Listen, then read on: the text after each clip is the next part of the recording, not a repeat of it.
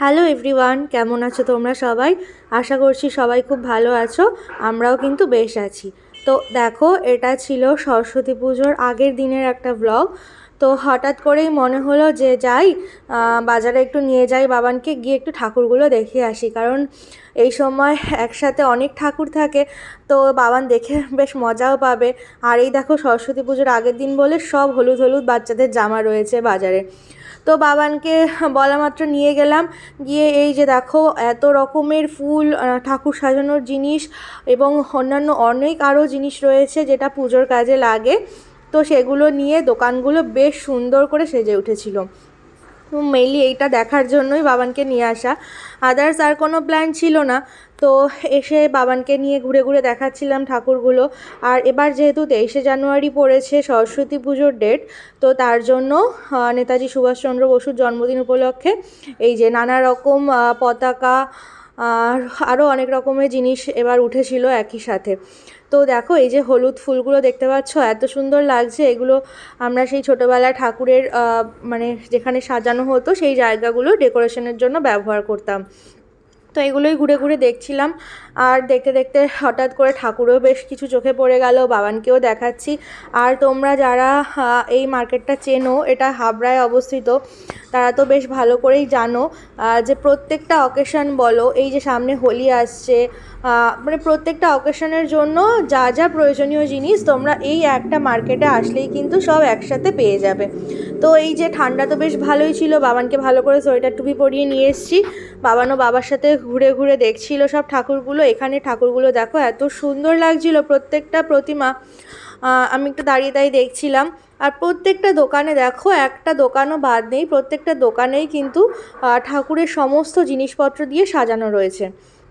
তো আমরা ঘুরছিলাম, ঘুরতে ঘুরতে দেখছিলাম, কিন্তু আমরা তো যেহেতু বাবানের হাতে খড়ি সরস্বতী পুজো দেবো না, কারণ পঞ্জিকার মতে সরস্বতী পুজোর মানে বিদ্যারম্ভের অন্য তিথি আছে, তো সেই ডেট অনুযায়ী বাবানের হাতে খড়ি দেবো। তাই জন্য কিছু কেনাকাটা করার আমাদের প্ল্যান ছিল না। কিন্তু জানো তো, হঠাৎ করেই না ঠাকুর দেখতে দেখতে, মানে বলে না ঠাকুর যেটা চাইবে সেটাই হবে। তুমি যতই প্ল্যান করো না কেন, তার ইচ্ছাই শেষ ইচ্ছা। তো সেই রকমভাবেই দেখতে দেখতে হঠাৎ করেই একটা ঠাকুর এত পছন্দ হয়ে গেল। আর এই যে চাঁদমালাগুলো দেখেছো, এগুলো অনেক দাম চাইছে। যেগুলো হাতে আঁকা ওগুলো 400-450 টাকা দাম ছিল। তো আমরা এই যে এই চাঁদমালাগুলো নিয়েছিলাম, এগুলোও বেশ অনেক দাম ছিল, কিন্তু ওগুলোর তুলনায় কম, তাই একটু ভালো করে দেখে ওগুলোই নিলাম। তো যেটা বলছিলাম, দেখো ঠাকুর তো প্রচুর রয়েছে বাজারে, কিন্তু সব ঠাকুর মানে প্রতিমায় যে তোমার মনে আকর্ষণ করবে এমনটা নয়। তো কত ঠাকুর মা দেখছো, হ্যাঁ 3টে ঠাকুর, 3টে।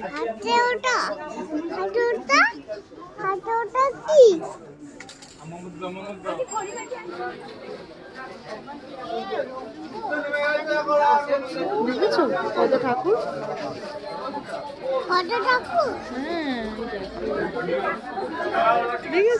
এই দোকানে এসে ফাইনালি ঠাকুর না নিয়ে আর বাড়ি যেতে পারলাম না। তারপরে চলে আসলাম ঠাকুরের সাথে ম্যাচিং করে একটু ফুলের মালা কিনবো বলে, যেহেতু এতক্ষণ আমরা ঠাকুর সিলেক্ট করতে পারিনি, তাই মালাও কিনতে পারিনি। তো ফাইনালি ঠাকুর কিনে মালাটা কিনে নিলাম।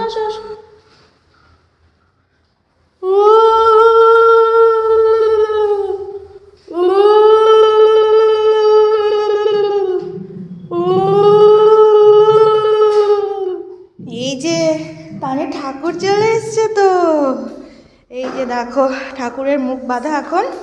আবার আসো আসো আসো, আর কি কি, এই দেখো ঠাকুরের কত জিনিস এসছে। এই যে এখানে থাক, পরে বের করবো। এই যে মা আসো, দেখে যাও।